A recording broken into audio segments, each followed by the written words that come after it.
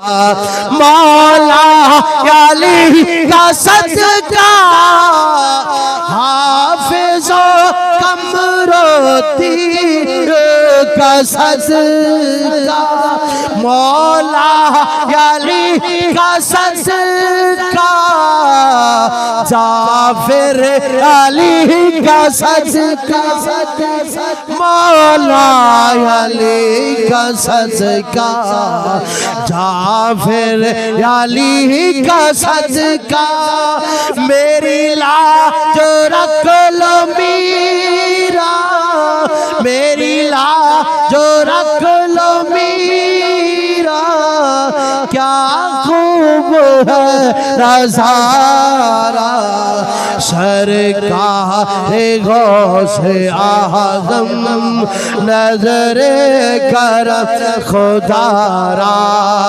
मेरा खालिका सफर तो मेरा खालिका सफर तो मैं फकीर हूँ तुम्हारा सरकार गौसे आज़म नजरे करम खुदा।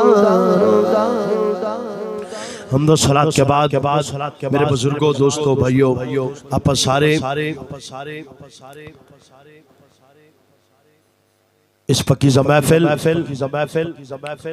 बसिलसिला 11वीं शरीफ और मिलाद मुस्तफ़ा सल्लल्लाहु अलैहि वसल्लम में हाजिर है। अल्लाह रब्बुल इज़्ज़त खालिक़ कायनात रब्बिल लम यज़ल हम सब की हाज़िरी को अपनी पाक बारगाह में कबूल फरमाए। दिल से दुआ करें अल्लाह पाक बाबा हाजी इब्राहिम साहब भाई आबिद साहब आबिद भाई जिन्होंने ये कोशिश करके अपने घर में अल्लाह के वली के नाम पर ये जिक्र खुदा और जिक्र मुस्तफ़ा की महफिल सजाई। अल्लाह पाक इनका इस महफिल को सजाना अपनी पाक बारगाह में कबूल फरमाए। अज़ीज़ान गिरामी ये महफिल 11वीं शरीफ की महफिल है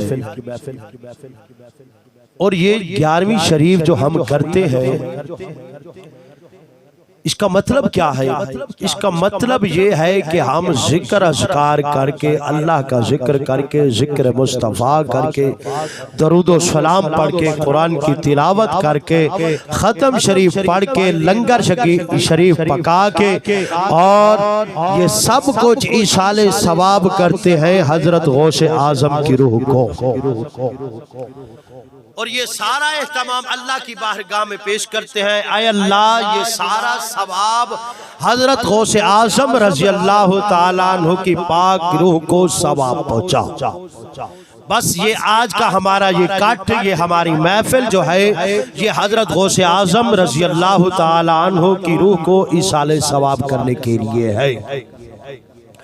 अज़ीज़ान गिरामी अल्लाह का कुरान है अला इन्ना औलिया अल्लाह अला हरफ़े तंबीह है इन्ना हरफ़े तहकीक है।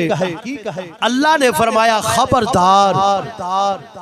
अज़ीज़ान गिरामी अल्लाह का फरमा रहा है कि खबरदार। ये हरफ़े तंबीह जो है ये खबरदार करने के लिए आता है। नबी के गुलामों जिस तरह बंदा कोई बंदे को खबरदार करता है खबरदार फला बंदे को हाथ ना लगाना, ये बंदा फला चौधरी का बंदा है, ये बंदा फला एमएनए का बंदा है, एमपीए का बंदा है, इसको हाथ ना लगाना, इसको कुछ ना कहना, खबरदार। रब ने फरमाया अला खबरदार इन्ना बेशक औलिया अल्लाह मेरे जो वली है मेरे जो वली है ला खौफुन इन्हें कोई खौफ भी नहीं है वला हुम यहज़नून इन्हें कोई गम भी नहीं है। मेरे जो वली है इनके लिए मैं तुम्हें खबरदार कर रहा हूँ, इनकी बेअदबी ना करना, इनकी गुस्ताखी ना करना, इनका बुग़्ज़ अपने दिल में ना रखना, इनका हसद अपने दिल में ना रखना।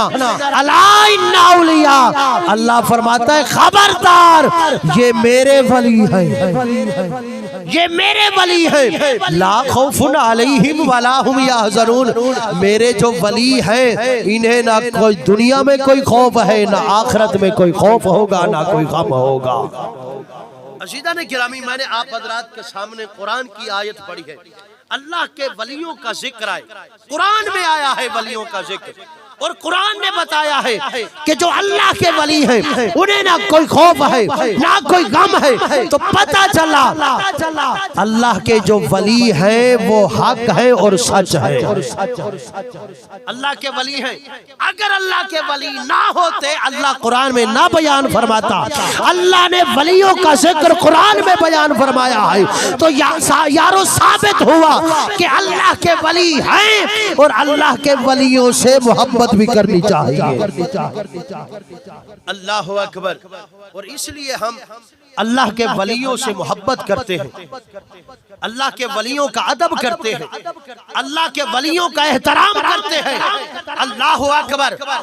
और ये जो अल्लाह के वली हैं ये भी रब के मोहताज होते हैं, लेकिन सारे इंसान हैं, लेकिन इंसानों में से आला इंसान है।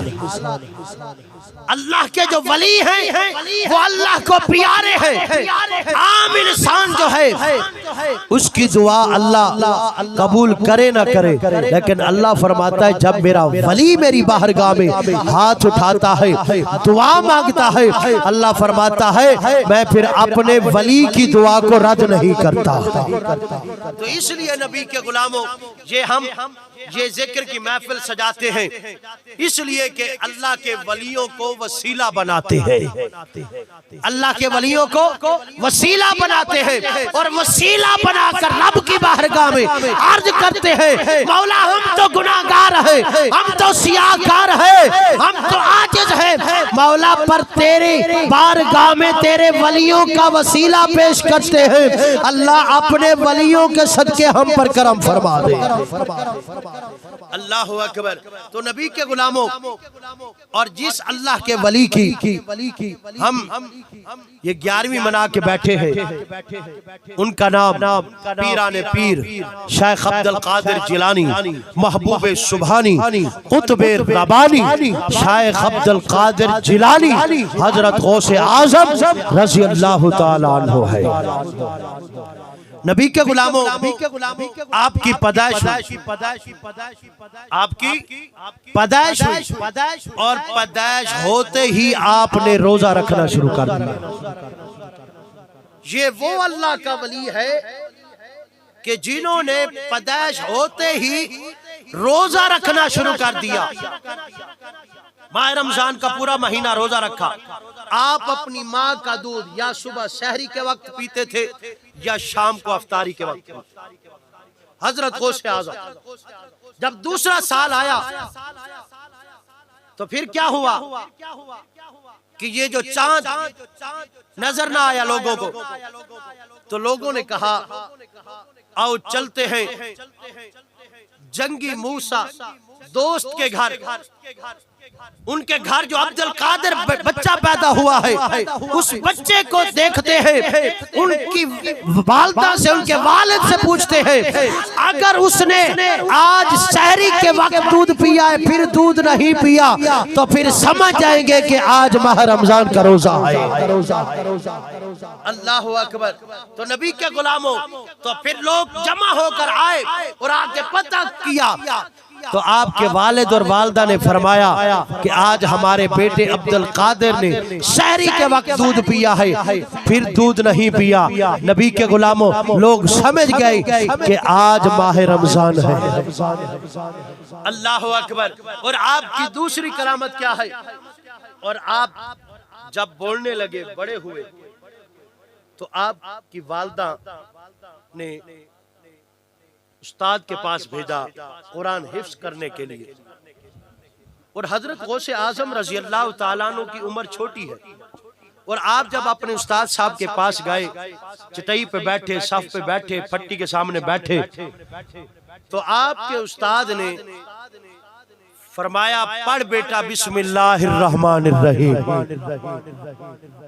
हजरत अब्दुल कादिर जिलानी, हजरत गौसे आजम, जिनकी आज हम 11वीं मना के बैठे हैं, जब आपके उस्ताद ने हुक्म दिया बेटा पढ़ बिस्मिल्लाहिर्रहमानिर्रहीम, हजरत गौसे आजम ने औज़ु बिल्लाह भी पढ़ा, बिस्मिल्लाह भी पढ़ा और पहले सिपारे अलहम्द से कुरान शुरू कर दिया। पहले सिपारे से कुरान शुरू कर दिया। नबी के गुलामों, हजरत गौसे आजम रज़ी अल्लाह ताला अन्हु ने पहला सिपारा सुनाया, दूसरा सुनाया, तीसरा सुनाया, 16 सिपारे अपने उस्ताद को सुना दिए। पहले दिन ही अपने उस्ताद को 16 सिपारे मुकम्मल हिफ्ज़ सुना दिए। उस्ताद हैरान हुआ, पूछा आए बेटा, आए बच्चे, ये क्या? तू मुझे अल्लाहु अकबर मेरे पास पढ़ने आया है या मुझे पढ़ाने आया है? उस्ताद फरमाते बेटा अब्दुल कादिर, तू पढ़ने आया है या मुझे पढ़ाने आया है? आगे भी फिर अल्लाह का वली है, मादरजात वली है, हाथ जोड़ के अर्ज करता है, हुजूर अल्लाहु अकबर। उस्ताद उस्ताद ही होता है, चाहे सैयद का भी उस्ताद हो, उस्ताद उस्ताद होता है। सैयद के लिए भी जरूरी है वो अपने उस्ताद का अदब और एहतराम करे। हजरत गौसे आजम रज़ी अल्लाह ताला अन्हु हाथ जोड़े, अर्ज की हुजूर मैं आपके पास पढ़ने आया हूँ, मैं कुरान याद करने आया हूँ, मैं कुरान हिफ्ज़ करने आया हूँ। फरमाया बेटा तूने तो मुझे सुना दिया है, 16 पारे सुना दिए हैं। अर्ज की हुजूर मैंने ये जो 16 सिपारे सुनाए हैं आपको, ये मुझे इसलिए याद है कि मेरी वालदा 16 सिपारों की हाफिजा है। मेरी वालदा 16 पारों की हाफिजा है और वो घर में कुरान पढ़ती, मैं अपनी वालदा का कुरान सुनता। मेरी वालदा जब मुझे दूध पिलाती, मेरी वालदा जब मुझे दूध पिला रही होती तो अल्लाह के कुरान की तिलावत करती। जब घर में खाना पका रही होती तो मेरी वालदा कुरान की तिलावत करती। मेरी वालदा घर के काम कर रही होती तो मेरी वालदा कुरान की तिलावत कर रही होती। हुजूर मेरी वालदा अपने घर में कुरान की तिलावत करती रही है, मैं सुनता रहा हूँ और मैं सुनता रहा हूँ। मैंने सुन के अपनी वालदा से 16 पारों को अपने दिल में महफूज कर लिया है। अल्लाहु अकबर। हुजूर मैं अपनी वालदा से 16 पारों को सुनता रहा हूँ, अपने दिल में महफूज कर लिया है। मैं 16 पारों का हाफिज हूँ। हुजूर 14 पारे आपके पास पढ़ने आया। अल्लाहु अकबर। नबी के गुलामों, ये जो हजरत अब्दुल कादिर जिलानी, हजरत गौसे आजम रज़ी अल्लाह ताला अन्हु की जुबान के अंदर तसीर और इतना इल्म, ये विलायत कैसे मिली? ये माँ के दूध की बरकत, माँ के दूध की बरकत है। अल्लाह अकबर। नबी के गुलामों, आपके वालिद का नाम जंगी दोस्त है और आपकी वालदा का नाम फातिमा है। नबी के गुलामों आओ मैं आपको आपके वालिदैन की शान सुनाता हूँ। जब वालिदैन ऐसे हो तो फिर बेटा भी अब्दुल कादिर पैदा होता है।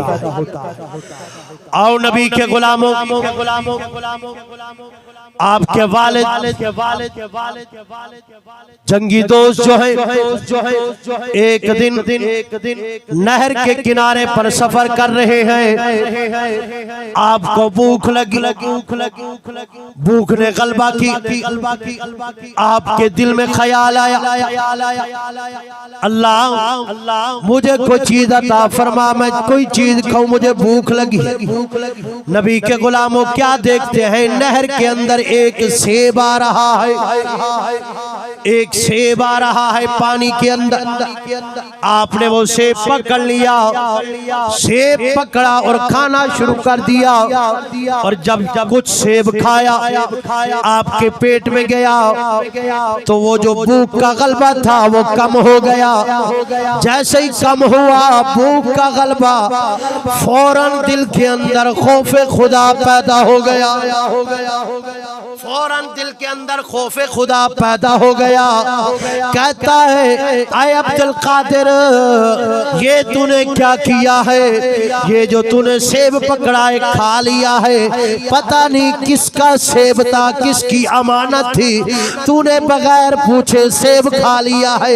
ये किसकी अमानत जा रही थी, तूने पूछा ही नहीं, बगैर इजाजत के सेब खा लिया। अगर कयामत के दिन तेरा रब पूछेगा इस सेब का हिसाब दे, तो सेब का हिसाब तू कैसे देगा? नबी के गुलामों हजरत अब्दुल कादिर जिलानी के दिल के अंदर खौफे खुदा पैदा हो गया। सिर्फ सेब का थोड़ा सा टुकड़ा खाया, सेब सारा नहीं खाया, सेब का छोटा सा टुकड़ा खाया।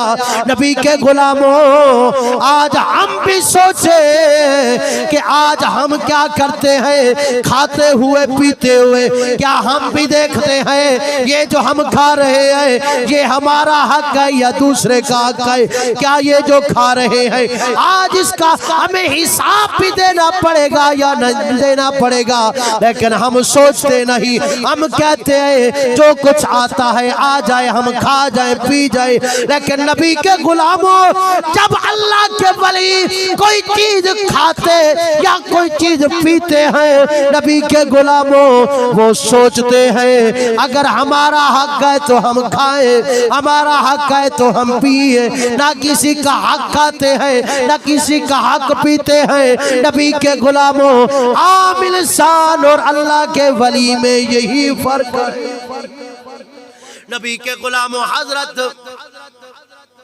जंगी दोस्त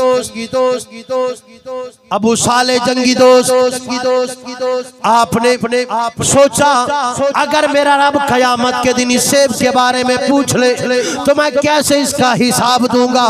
नबी के गुलामों सोचा और दिल में खौफे खुदा पैदा हुआ।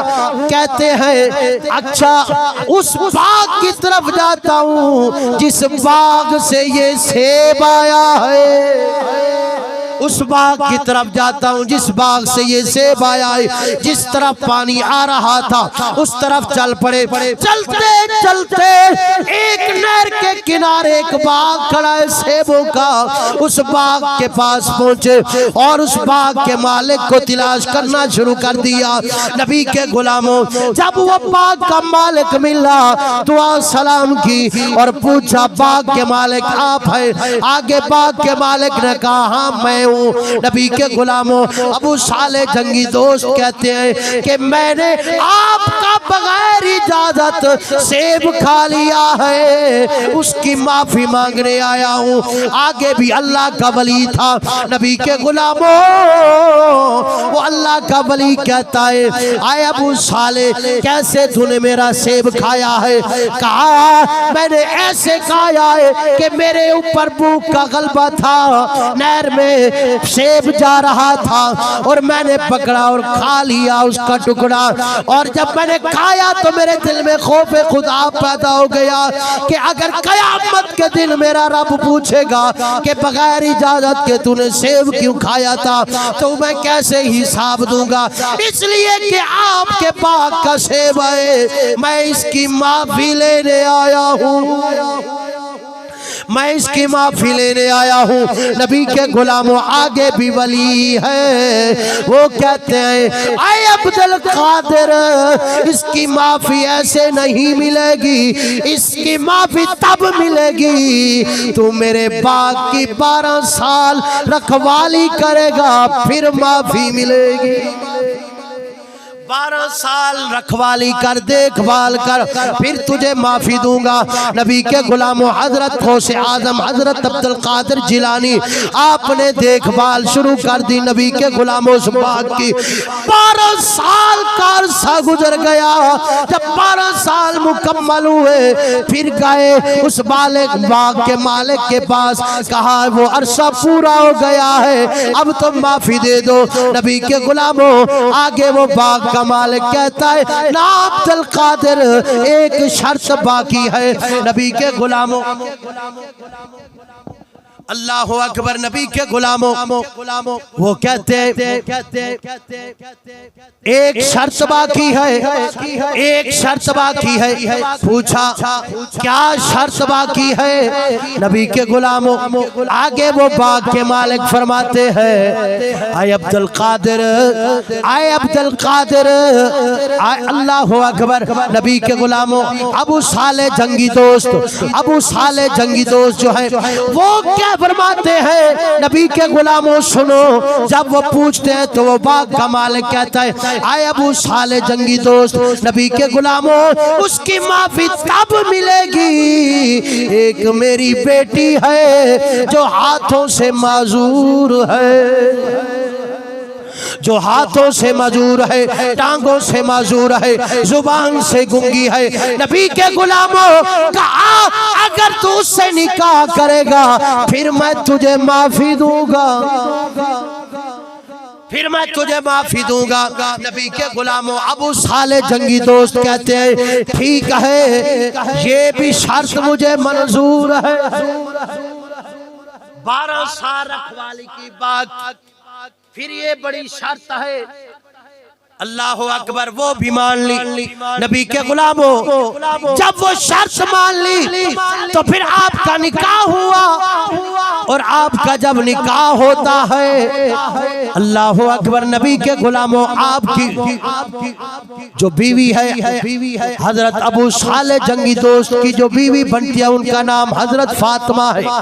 नबी के गुलामों उनको घर लेकर जब आते हैं अपने हुजरे में, अपने कमरे बिठाते हैं। अल्लाह अकबर। नबी के गुलामों और जब आप अपनी बीवी के पास जाते हैं कपड़ा हटाते हैं क्या देखते हैं? ये तो नौजवान अल्लाह अकबर खूबसूरत हसीनो जमील बीवी है, हाथों से भी ठीक है, टांगों से भी ठीक है, नबी के गुलामों जुबान से भी ठीक है। परेशान होते हैं, हैरान होते हैं, वापस आ जाते हैं। अल्लाह अकबर। नबी के गुलामों अल्लाह अकबर अपने ससुर जी के पास आते हैं, वापस आकर कहते हैं जो आपने कही थी वो तो नहीं है मेरी बीवी जिसके साथ आपने मेरा निकाह कराया। नबी के गुलामों सुनो, हजरत फातिमा हजरत अब्दुल कादिर जिलानी की वालदा, अल्लाह अकबर, वालदा के जो वालिद हैं नबी के गुलामों वो फरमाते हैं आए अबू साले जंगी दोस्त जिसका मैंने आपके साथ निकाह किया है वही बीवी है आपके पास, आपके घर में वही बैठी है। फरमाया आपने तो कहा था मेरी बेटी जो है अल्लाह अकबर हाथों से मजूर है, टांगों से मजूर है, जुबान से गुंगी है, वो तो ठीक है।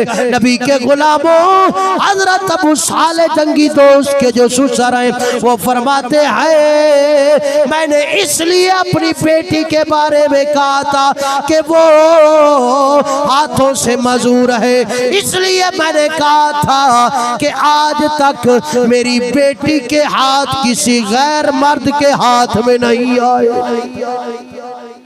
मेरी बेटी के हाथ किसी गैर मर्द के हाथ में नहीं है, इसलिए मैंने कहा था मेरी बेटी हाथों से मजूर है। अल्लाह अकबर। दूसरा फरमाया इसलिए मैंने अपनी बेटी को लंगड़ा कहा था, अल्लाह अकबर टांगों से मजूर कहा था, इसलिए कि आज से पहले अल्लाह अकबर आपके निकाह से पहले अल्लाह अकबर मेरी बेटी ने अपने घर की 4 दीवारी से बाहर कदम नहीं रखा, अपने घर की 4 दीवारी से बाहर कदम नहीं रखा। अल्लाह अकबर। और सारी जिंदगी जितनी भी गुजर गई है मेरी बेटी की जिंदगी, आज तक मेरी बेटी ने किसी गैर मर्द से कलाम नहीं किया। अल्लाह अकबर। फरमाया वही बेटी है जिसका मैंने निकाह दिया है, लेकिन वो मेरी बेटी इतनी शर्म हया की मालिक है। अल्लाह अकबर। नबी के गुलामों और जिस हजरत अब्दुल कादिर जिलानी की माँ इतनी नेक और परहेजगार हो, शर्म हया की पैकर हो, और बाप ऐसा हो कि एक सेब का टुकड़ा खाए बगैर इजाजत तो फौरन दिल में खौफे खुदा पैदा हो जाए और वो माफी मांगने के लिए चले जाए। नबी के गुलामों और 12 साल बाग की रखवाली की सिर्फ खौफे खुदा की वजह से। नबी के गुलामों, जिस बाप का इतना तकवा हो, जिसकी माँ इतनी परहेजगार हो, शर्म हया की पैकर हो, तो यारो फिर उस जोड़े से जो बेटा पैदा होता है, उस जोड़े में से जो बेटा पैदा होता है उसे अब्दुल कादिर जिलानी कहा जाता है।